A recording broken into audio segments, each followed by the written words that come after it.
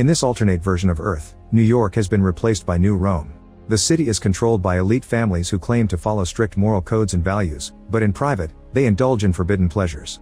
The rest of the city lives in poverty. On top of a very tall building, architect Caesar is about to jump. Suddenly he stops time and simply steps back. After staring at the ground and the terrifying height, he activates time again and the city continues to live. Meanwhile, Mayor Cicero is upset because the radio keeps talking about his financial problems and his daughter Julia has appeared on a photo shoot without clothes. After a night spent partying, Julia is trying to go home but she finds the road blocked because Caesar and his team are about to demolish a building. When the explosives go off, Caesar stops time to admire the explosion. However, Julia isn't affected by his power and she also gets to see the frozen demolition before he makes time advance again. Sometime later, Caesar wins a Nobel Prize for inventing megalon, a revolutionary building material. His popularity grows every day and it annoys Cicero, whose numbers are constantly falling on the polls and sees Caesar as a rival. One night all the important people gather for a special event at the demolition site. This event is covered by Wow, a very ambitious journalist.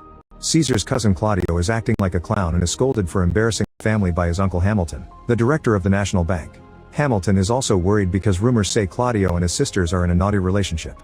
Cicero announces they'll build a very advanced casino and the big moment is ruined by more of Claudio's antics. The announcement is interrupted by the arrival of Caesar, who reminds them he's the chairman of the design authority. He wants to demolish and rebuild the whole city as a sustainable utopia using megalon and gets keeping interrupted by Cicero, who wants realistic goals and not dreams. An argument ensues and Caesar begins criticizing the system for only caring about rich people, so Cicero retaliates by pointing out that megalon is unstable and unsafe to use. Since Caesar keeps going, Cicero brings up Caesar's wife, who was poisoned and whose body disappeared. Cicero had been the prosecutor in the case and he had been sure Caesar did it, but Caesar was acquitted and now he calls Cicero a slumlord. This causes Cicero to freak out and security has to drag him away while Julia tries to keep the press from taking pictures of her father to no avail. Afterward there's a fashion show and Claudio gets jealous because all the women in the crowd keep talking about Caesar. When Caesar goes home, he finds Wow waiting for him. She's tired of being a mistress and her career is in a slump, so she wants him to make their relationship official. Wow even says she loves him, but Caesar can only think about his dead wife and leaves. Then Wow turns on the TV to watch her interview with Hamilton, noticing that he kept flirting with her.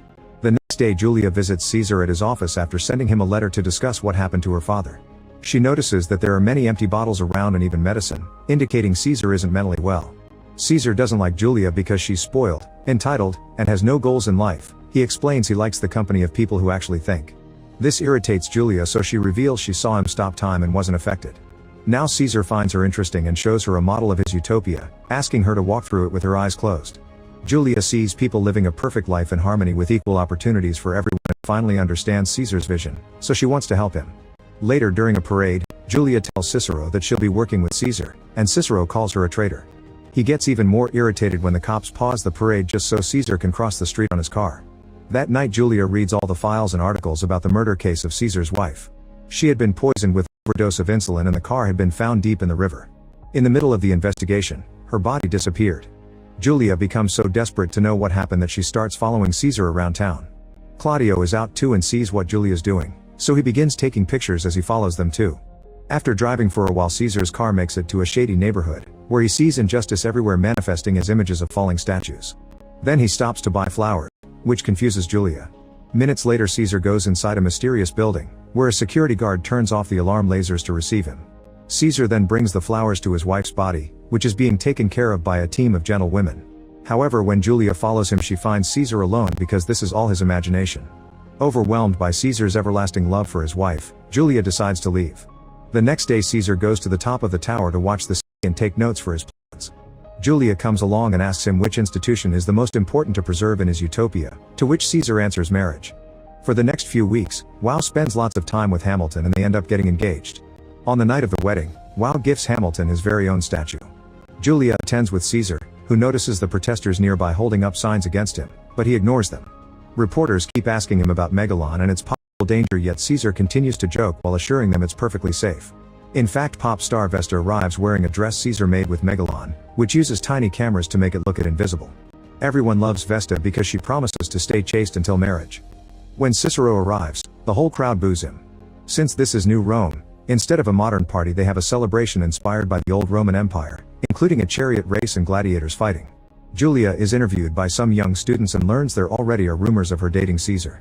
Speaking of Caesar, he spent the night smoking, drinking, and consuming a variety of substances, so everything is a psychedelic blur. He signs autographs and let women flirt with him, but he doesn't return any of it. Julia follows him around trying to rein him in to no avail. While some eccentric clowns finish their show, Claudio bribes a producer to play a video he's brought at the right moment. Then it's time for Vesta to sing while people donate money to support her chastity pledge. Her performance is interrupted by Claudio's video appearing on the big screens, showing Caesar and Vesta doing the dirty and getting caught in the act by paparazzi. This causes a big uproar and bodyguards have to take Vesta away before the angry crowd riots, starting a fight on the stage. Cicero makes a speech that gets ignored while the guards use even more violence to try to calm the crowd down. Eventually the anti-Cicero signs make it to the stage. Meanwhile Caesar tries to escape through the back door and a man punches him, so he ends up in a fight as well while he keeps hallucinating. Because of all the substances Caesar consumed, it's easy for the other man to knock him down. Julia finds him and takes him away in his car, but they're stopped by the cops. Since Vesta is a minor, Caesar is arrested and kept in custody. In his cell, Caesar tries to stop time and discovers he can't. That night Julia goes to the city archives with a friend and they find some paperwork that proves Vesta lied about other things too. She's not a minor, and she wasn't even born in New Rome. The next day Julia goes to see her father and shows him Vesta's birth certificate to save Caesar. However, Cicero destroys it, saying Caesar may be innocent legally but not morally. A frustrated Julia leaves after announcing she'll just get another copy. Afterward Julia goes to Hamilton's house and is received by Wow, who stops the elevator to threaten her. She reminds Julia that Hamilton is hers but so is Caesar. Claudio is also visiting Hamilton since he's trying to become the heir of the bank, but Hamilton suspects Claudio was involved in the video prank. Soon the media is covering the issue of Vesta's real age. They also present forensic proof that the video wasn't real and it had all been a setup. After Caesar is released from jail, Julia visits him on top of his tower. He's sad because he lost his power and finally admits that all his mental issues are caused by his guilt. Caesar didn't kill his wife, but he still feels responsible for not taking good care of her. Julia comforts him and when they hold hands, Caesar can finally stop time again. Then they kiss, marking the beginning of their new relationship. Weeks pass and Caesar keeps himself busy by working on his project and spending time with Julia. Eventually he tries introducing her to his mother, but the old lady is senile and doesn't understand what's going on. When the couple is alone in bed, they play around with the effects of frozen time.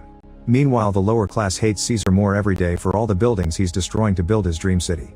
Desperate to bring his cousin down, Claudio joins the protest to add fuel to the fire. Soon news of Claudio's plans reach Cicero, who asks his assistant to take care of it. One night Cicero receives terrible news: a Soviet satellite is falling at great speed and will soon land on New Rome. Unfortunately they don't have the means to stop it, so the locals can only watch in horror how the satellite crashes on their city, destroying most of it.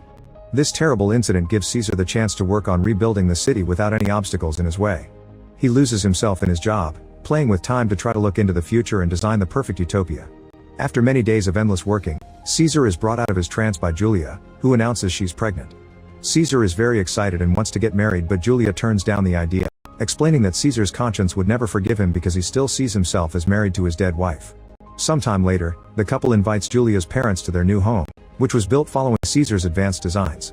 Cicero and Caesar keep on arguing while playing cards, so Julia has to scold them like children. She uses that moment to announce her pregnancy and her mother is delighted, but Cicero is upset and leaves without a word. Julia is left devastated, thinking her father hates her. In the meantime Claudio continues to be the leader of the poor, inspiring them into more protests and riots against Caesar and his utopia. The man Cicero sent to stop him died during the satellite crash, so there's nobody to stop Claudio now. A few days later Cicero visits Caesar to ask him to break up with Julia. In return he offers a signed confession admitting that he had known Caesar's wife self-deleted, prosecuted Caesar anyway to get rid of him. Cicero even promises to support Caesar in public, but Caesar turns the offer down. Afterward Caesar meets with Wow, who says she can steal the bank from Hamilton and give it to Caesar so they can be together. However, Caesar turns this offer down as well. As revenge, a furious Wow decides to freeze all of Caesar's accounts. On the news, reporters keep discussing if Melodon is truly safe and attack Caesar's image. One night a kid approaches Caesar to ask him for an autograph, but it's a trick to come close enough and shoot him in the head. For the next few hours Caesar's mind is stuck in an endless hallucination.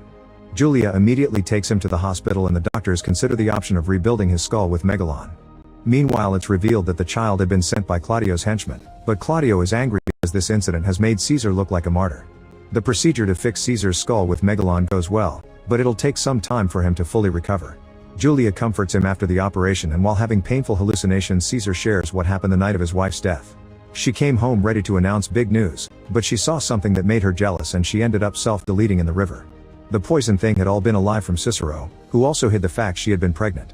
Caesar had tried to follow his wife out and saw her jump. Afterward he discovered the principal behind Megalon trying to save her. As soon as he can walk again, Caesar goes to see Wow to ask about his bank accounts. Wow tries to threaten him, but Caesar removes his bandages to reveal the Megalon that now lives behind his left eye. An astonished Wow falls to her knees, begging him to take her back because diamonds don't mean anything to her if she doesn't have his love. The moment is interrupted by Hamilton, who is shocked to hear about the frozen accounts and promises to fix it, merely assuming it was a mistake on the paperwork. Sometime later Wow and Claudio meet in private to do the dirty. Suddenly the lights start failing and Claudio explains it's caused by Caesar's systems using all the power. Then Wow reveals Hamilton asked for a prenuptial agreement and she can't get the bank, so she wants to work with Claudio to do a takeover. She even cuts his hair to make it look more presentable. The next time Claudio meets with Hamilton, the old man is proud to see his nephew looks more like an adult. Following the plan, Claudio asks to become interim CEO of the bank to help with the family business. Hamilton is glad to make Claudio actually work and quickly signs the papers, only to discover the contract makes Claudio true CEO and chairman. Hurt by this betrayal, Hamilton starts freaking out and has a heart attack. A few months later after the baby is born, Caesar and Julia get married in private during Saturnalia, which is this city's equivalent of Christmas. Claudio and Wow continue to work together and Claudio convinces the board to remove Hamilton from his position in the bank. Afterward Claudio gathers the rebels to start the biggest riot yet, which triggers multiple fires on the streets. The cops can't do much to stop them, so after Cicero makes a public speech condemning the citizens' actions, he escapes in the subway with his wife, Julia, and the baby. Even while holding his granddaughter, Cicero keeps on insulting Caesar, but he wants the baby to have a good future, so he finally agrees to support his son-in-law. Later that night Claudio and Wow check on a bedridden Hamilton, who has a bulge in his pants. At first he pretends he's excited to see Wow, but when he removes the bedsheets he reveals it's a bow and arrow. He shoots Wow in the heart to kill her and Claudio in his rear multiple times as he runs away. Then Hamilton announces he leaves all his fortune to Caesar's city project. Meanwhile Caesar appears in public and shares his vision of the future, explaining that his megalopolis utopia won't have classes. Even those that lived in the shadiest part of the city will have a chance to work and progress because every human being is a miracle. The crowd is touched by his words and realizes they've been fed lies by Claudio. Soon they find him and his henchmen and hang them for revenge. By New Year's Eve, the megalopolis project is complete. Caesar, Julia, and the baby join Cicero and his wife for the parade. While greeting the fans, Caesar is shocked to see his mother in the crowd. When the New Year's countdown reaches 0, Caesar and Julia kiss to stop time, but their daughter is not affected.